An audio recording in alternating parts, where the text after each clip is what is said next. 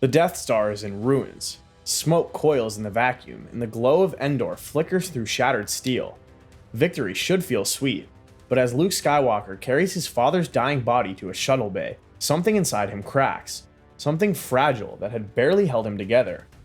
He thought there would be peace. He thought saving his father would be enough. But when Anakin Skywalker takes his last breath, Luke is left not with closure, but with silence. And that silence grows. This isn't the ending the galaxy expected. This is the beginning of something much darker. The fires of the second Death Star still lingered in the sky, even after the wreckage had begun to fall. The battle was over, but the cost would never leave Luke Skywalker. He had carried his father, no, not Vader, not the monster in black armor, but Anakin Skywalker, out of the Emperor's throne room with trembling hands.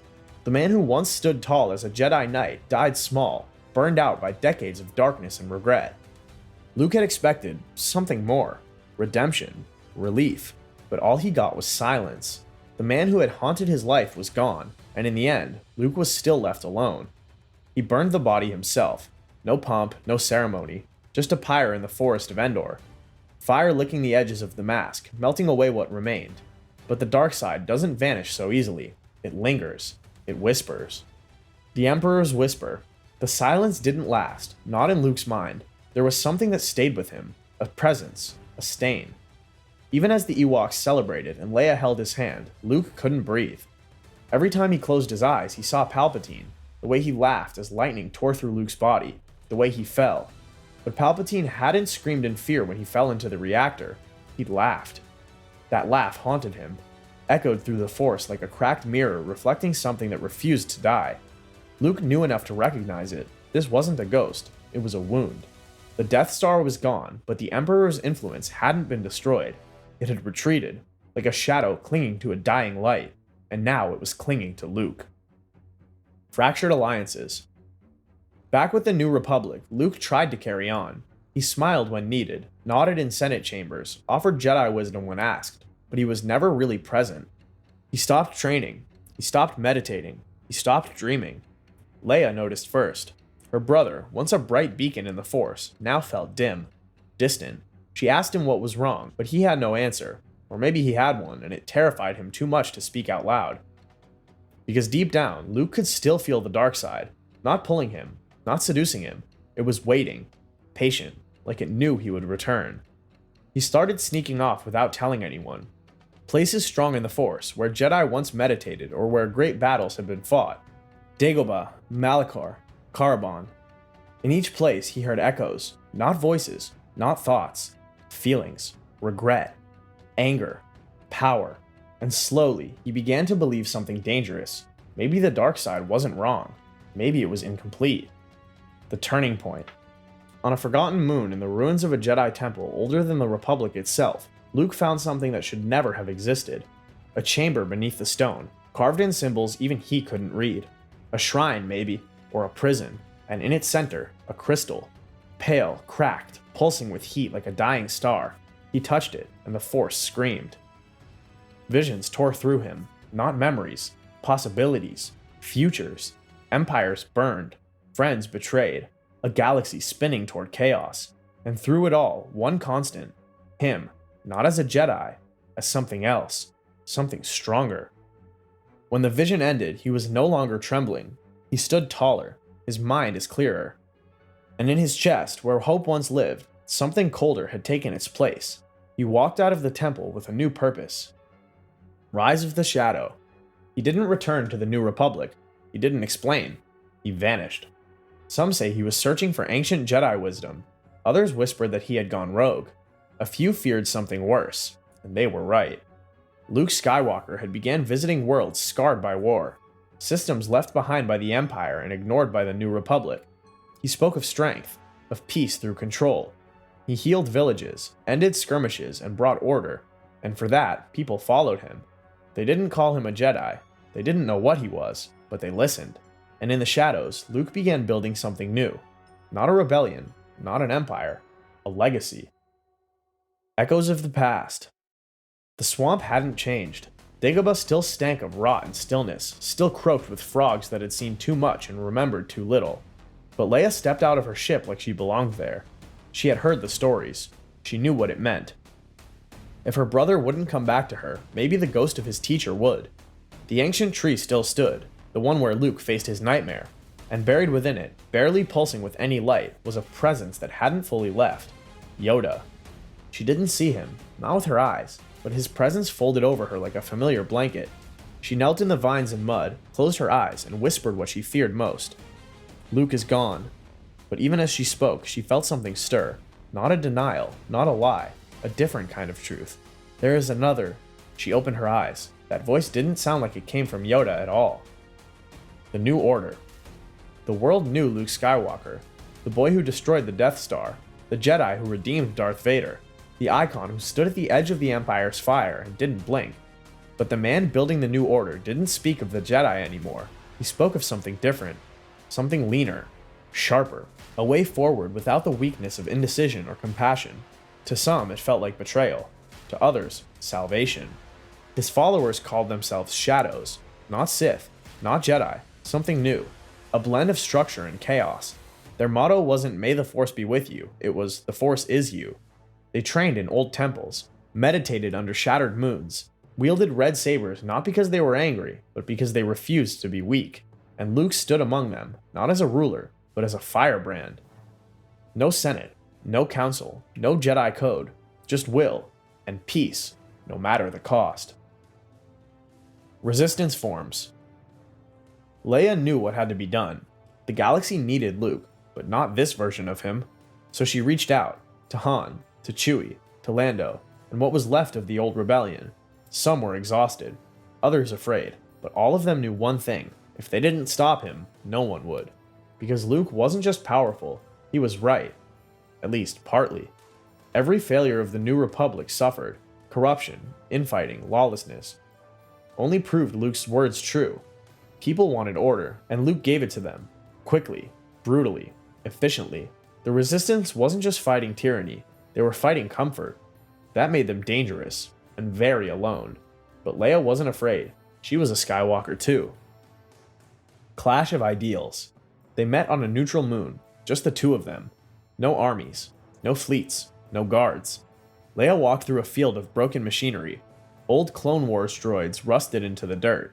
She found Luke waiting near a dead ship, his robe darker than she remembered, his eyes calmer than they should have been. He didn't attack, he just stood there, as if he already knew how it would end. "You're building an empire," Leia said. "I'm preventing another war," Luke answered. "You're turning into him. I'm doing what he couldn't." The silence between them wasn't tense, it was cold, final. They didn't yell, they didn't cry, because both of them knew they were past that. This wasn't about hate, it was about belief, and their beliefs could no longer coexist. Shadows deepen. Back in his sanctum, a massive citadel carved from obsidian floating above a forgotten world, Luke meditated. He could feel Leia pulling away. Han prepped the Falcon for war. Worlds tipped toward rebellion. He knew the storm was coming, but he didn't feel afraid. What scared him more was the vision. It wasn't like the others. It didn't come in dreams or holocrons. It came in daylight, mid-thought, searing itself into his mind like a brand. He saw fire, and a boy. Not a clone, not a student. A child, maybe 10 years old, standing over a world of ash, holding a green lightsaber. His face was blurred, but the emotion was clear. Wrath. The child looked up at Luke and said just one thing: "You made me this." Luke gasped. The vision vanished. The citadel returned, but the weight of it stayed. Something had been set in motion, and it was no longer under his control. The final gambit. The Resistance was cornered. Worlds that had once pledged themselves to Leia's cause were turning, not from fear, but from admiration.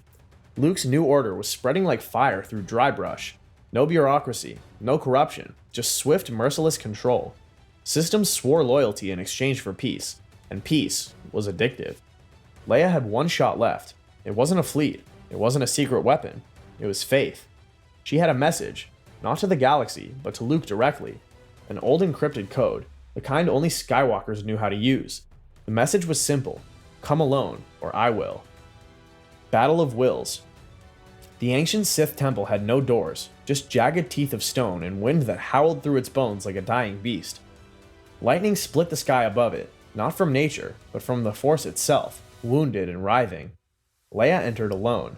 She felt it immediately, the hum of power in the stone, the pulse of something ancient in the ground beneath her feet. And then she felt him. Luke stood at the altar. His robes were soaked in shadow, but his eyes still held a trance of the boy she'd once known, and he looked tired. Not angry, not cruel, just tired. "You shouldn't have come," he said. "You were supposed to," she answered. They didn't draw sabers. Not yet, because their battle wasn't about blades. It was about truth, the one they believed, and the one they couldn't let go of. "You think love can stop this?" Luke asked.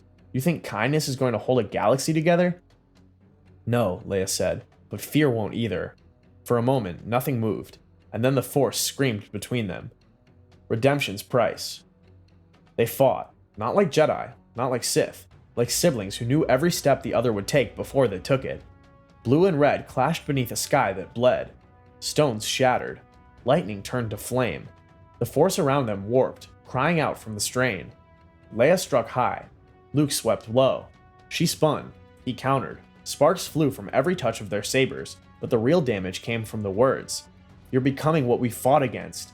I'm becoming what we needed. You're not saving the galaxy. I'm saving you." But even as he yelled it, Luke hesitated, not because he doubted, but because he remembered. A face. A voice. Not Leia's. Anakin's. "I was trying to save her." The blade in his hand faltered, and Leia seized the moment. She could have ended it. She had the opening, the precision, the will. But she stopped. Instead, she deactivated her lightsaber and stepped back. Luke froze. "You let me strike you down?" he whispered. "No," she said. "I'm letting you choose not to." The temple quieted. The storm slowed. And Luke Skywalker, for the first time in years, felt cold. Not from the wind, but from inside himself. Because she was right, and that terrified him more than anything. A new legacy. They left the temple together, not as Jedi, not as rulers, just as brother and sister. Luke didn't return to his followers. He vanished. Some believed he went into exile. Others claimed he walked into the heart of a star and never came back. Whispers grew, myths formed, but Leia knew the truth. He was healing, and in his absence, the galaxy began to shift. Leia stood before the Galactic Senate, not as a warrior, not as a princess, but as a symbol of what survived. She didn't hide Luke's story. She told it in full. The fall, the darkness, the fear, the pain, but also the choice, the return, the redemption. She didn't ask the galaxy to forgive him. She asked them to learn from him, because everyone walks the edge, and only those who face their shadow can find the light. Harmony restored. Years passed. The war didn't end overnight. Wounds don't heal that fast, but they scarred over. And from those scars, something new grew. A temple. Not like the ones before, cold and strict, locked in dogma. This one breathed. Its walls carved like waves, open to the wind, filled with voices young and old. Leia walked among them. Not a master, a guide. She didn't build an army. She raised a generation. Force users who laughed, who cried, who fell, and got back up. She taught them that the Force isn't about control, it's about balance. And deep within that temple, under the roots of a tree that touched both sun and shadow, lay a single lightsaber, its hilt worn, its crystal silent. Luke's. No plaque, no pedestal, just memory. Because legends don't need monuments, they need endings. And sometimes the darkest paths lead to the brightest dawns. What are your thoughts on this? Let us know in the comments. Don't forget to like and subscribe to the channel.